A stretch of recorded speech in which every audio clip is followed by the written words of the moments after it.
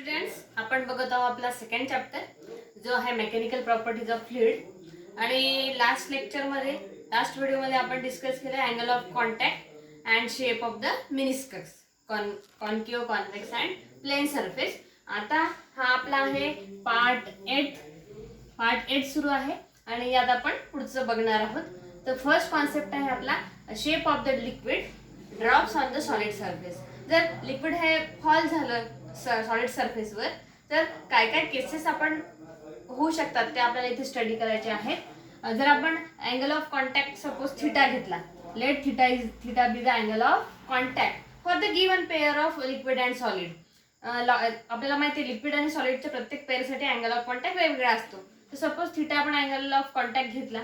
आता इथे जेव्हा लिक्विड ड्रॉप होतं सॉलिड सरफेसवर तर त्यात वेगवेगळे इंटरफेसेस येतात. म्हणजे सॉलिड आणि लिक्विडचा कॉन्टॅक्ट येतो, लिक्विड आणि सॉलिडचा कॉन्टॅक्ट येतो, त्याचबरोबर एअर आणि सॉलिडचा सुद्धा कॉन्टॅक्ट येतो. तर हे वेगवेगळे जे इंटरफेस आहे त्यामुळे मग सरफेस टेन्शन मुळे फोर्स ऍक्ट होतो. Force is acted due to the surface tension. मग तो आपण वेगवेगळ्या प्रकारे इथे राईट केला आहे बघा. T1 is the force due to surface tension at liquid solid interface. हे लक्षात घ्या. T1 ला काय कन्सिडर केलं आपण, लिक्विड आणि सॉलिडच्या इंटरफेसमुळे अप्लाय होणारा force. Then T2 is the force due to surface tension air and solid. First घेतला लिक्विड आणि सॉलिड, सेकंड घेतला एअर आणि solid, third T3 is the force due to the surface tension at air and liquid.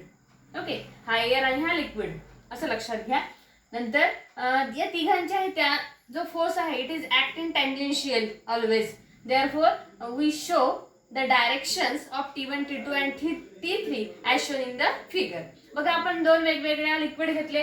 First जो आहे तो suppose kerosene किंवा ordinary water घेतलं आणि त्याचा शेप आपल्याला माहिती आहे, आपण स्टडी केलाय. तो कॉन्केव शेप फॉर्म करतो किंवा कॉन्केव अँगल फॉर्म करतो, त्यामुळे तो असा दिसेल. यात बघा ही डायरेक्शन जी आपण दाखवली, हा सॉलिड सरफेस आहे. या सॉलिड सरफेसवर लिक्विड ड्रॉप झाला, लिक्विड फॉल झाला आणि त्याने मग असा शेप फॉर्म केलेला आहे. हा आहे shape of the liquid drop. मग यात कुठल्या फोर्सेस आहेत, T1 हा फोर्स आहे, T3 हा फोर्स आहे आणि T2 हा आणि T3 ची आपण डायरेक्शन दाखवलं आहे. T1, T2 आणि T3. T3 ही जी आपली टँजेंट जशी आपण ड्रॉ करतो, हा जो सरफेस आहे या सरफेसला ही टँजेंट ड्रॉ केलेली आहे, त्याला T3 म्हटलं. एअर आहे, हा लिक्विड आहे म्हणून लिक्विड ड्रॉप आणि हा सॉलिड सरफेस. तसंच हा आहे केरोसिन किंवा लिक्विडचा ड्रॉप.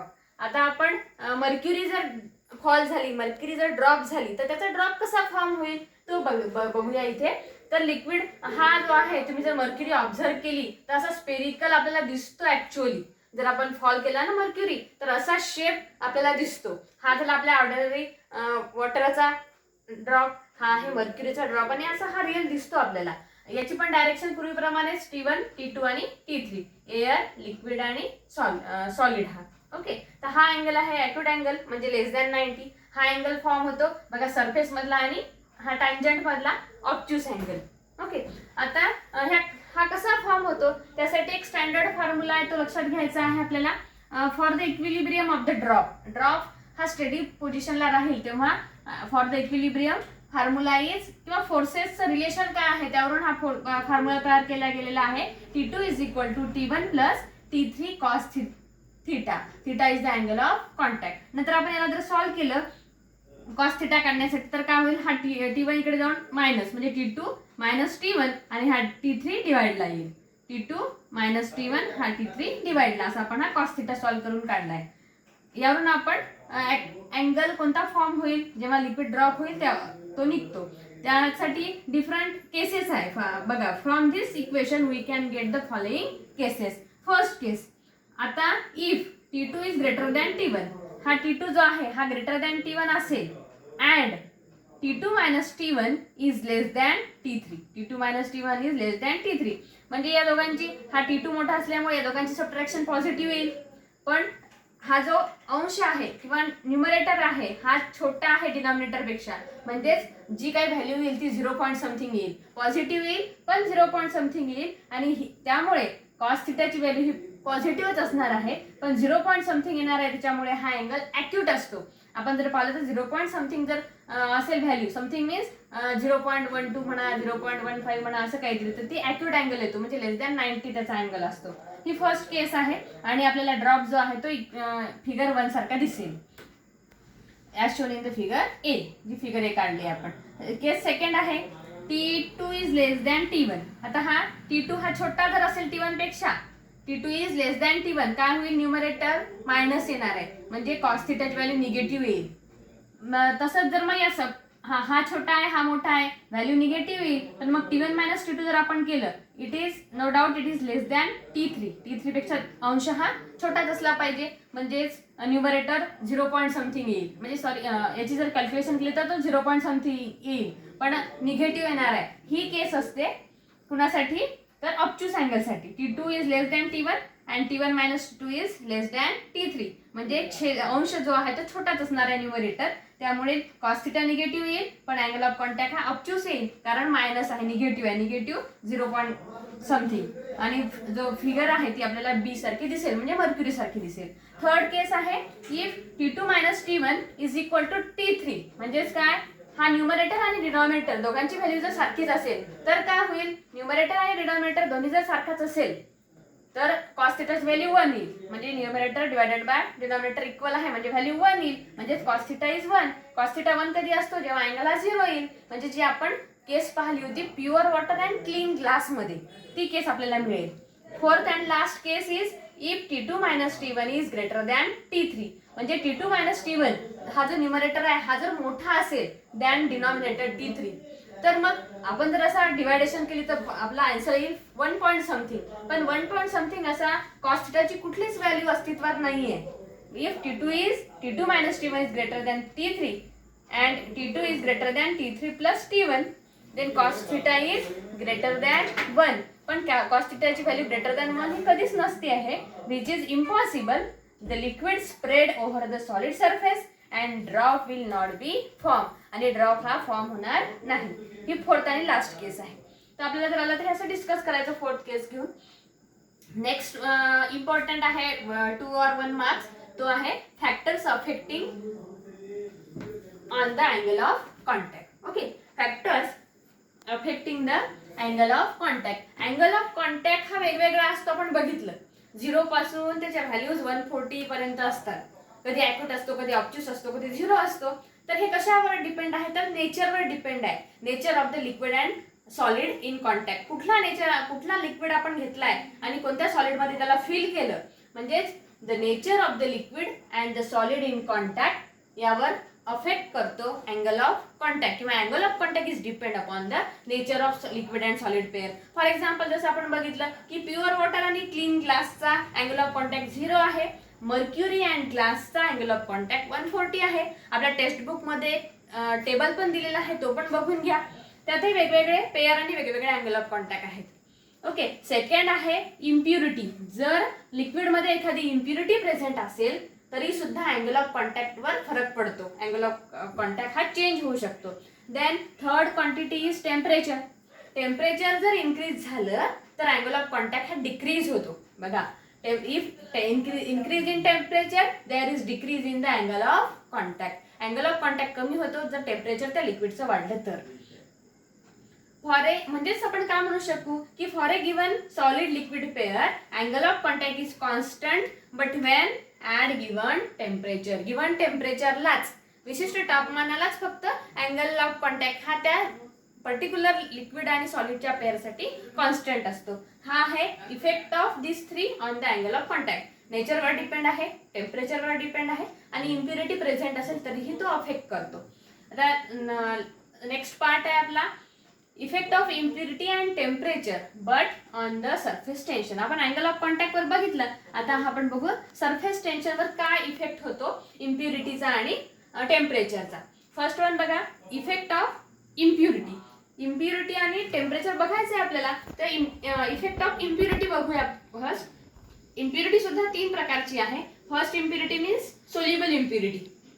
असा सबस्टन्स किंवा अशी इम्प्युरिटी त्या वॉटरमध्ये किंवा लिक्विडमध्ये ऍड झाली जी कशी आहे, सोल्युबल आहे, पूर्णपणे सोल्युबल होतो. फॉर एक्झाम्पल कॉमन सॉल्ट, जो आपला NaCl आहे, कॉमन सॉल्ट आहे किंवा NaCl आहे, it dissolve in the water, वॉटरमध्ये पूर्णपणे विरघळतो. असं जर झालं तर सरफेस टेन्शन मात्र इन्क्रीज होतो. बघा, सोल्युबल इम्प्युरिटी किंवा सोल्युबल सबस्टन्स जर वॉटरमध्ये डिझॉल्व झाला ऍड केला गेला तर मात्र सरफेस टेन्शन इन्क्रीज होते. सरफेस टेन्शन वाढते म्हणजेच काय, सहज लेअर जी वरची लेअर आहे ती ब्रेक होत नाही. तुम्हाला जर माहिती असेल, जर कॉटन क्लॉथ जर फर्स्ट टाइम जर वॉश करायचे असतील, धुवायचे असतील, तर त्यात मिठाच्या पाण्यात त्याला पहिले डीप करून ठेवतात. म्हणजे होतं काय, सरफेस टेन्शन वाढलेलं असतं, त्यामुळे तो पूर्ण फॅब्रिक मध्ये वॉटर इन्सर्ट होत नाही, वॉटर प्रत्येक धाग्यापर्यंत पोहोचत नाही आणि कलर जो आहे तो निघून जात नाही. त्यामुळे कॉटन जर रंगीत कॉटनचे कापड असतील तर ते आपण मिठाच्या पाण्यात बुडवतो सुरुवातीला. हा एक बेनिफिट आहे की कारण सोल्युबल इम्प्युरिटी जर आपण ऍड केली तर सरफेस टेन्शन डिक्रीज होते आणि कलर निघत नाही. Then second is sparingly soluble substance. Sparingly म्हणजे पार्टली, काही प्रमाणात विरघळतात, काही प्रमाणात तसेच राहतात, त्याला स्पिरिंगली सोल्युबल सबस्टन्स असं म्हणतो. फॉर एक्झाम्पल फिनॉल किंवा डिटर्जंट हे जे आहेत सबस्टन्स ते स्पिरिंगली सोल्युबल होतात. काही ठिकाणी काही प्रमाणात डिझॉल्व्ह होतात, काही तसेच राहतात, पूर्ण डिझॉल्व्ह होत नाही. असं जर असेल इम्प्युरिटी तर मात्र सरफेस टेन्शन काय होतं, डिक्रीज. स्पिरिंगली सोल्युबल इम्प्युरिटीसाठी सरफेस टेन्शन डिक्रीज होते. सरफेस टेन्शन जर डिक्रीज झालं तर काय होतं, पूर्ण तो वॉटरचे ड्रॉप जे आहेत किंवा वॉटर जे आहे ते पूर्ण प्रमाणे त्या क्लोथच्या आतमध्ये इन्सर्ट होऊ शकतं.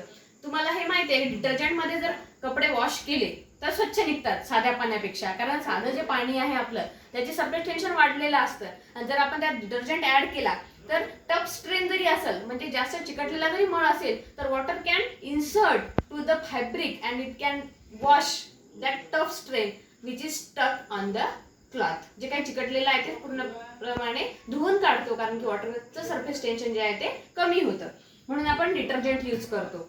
Then last impurity is the insoluble impurity. Insoluble म्हणजे सोल्युबल न होणारी, मग कुठलाही सबस्टन्स असो, जर सोल्युबल न होणारा जर सबस्टन्स ऍड झाला त्या वॉटरमध्ये तरी सुद्धा सरफेस टेन्शन डिक्रीज होते. या दोन्हीसाठी, इनसोल्युबल आणि स्पिरिंगली सोल्युबल, दोन्हीसाठी डिक्रीज होतात. सरफेस टेन्शन काय होतं, डिक्रीज होतं. फक्त सोल्युबल इम्प्युरिटी आहे कॉमन सॉल्ट सारखी, त्यासाठीच फक्त सरफेस टेन्शन इन्क्रीज होतं, या दोघांसाठी डिक्रीज होतं, असं लक्षात ठेवा.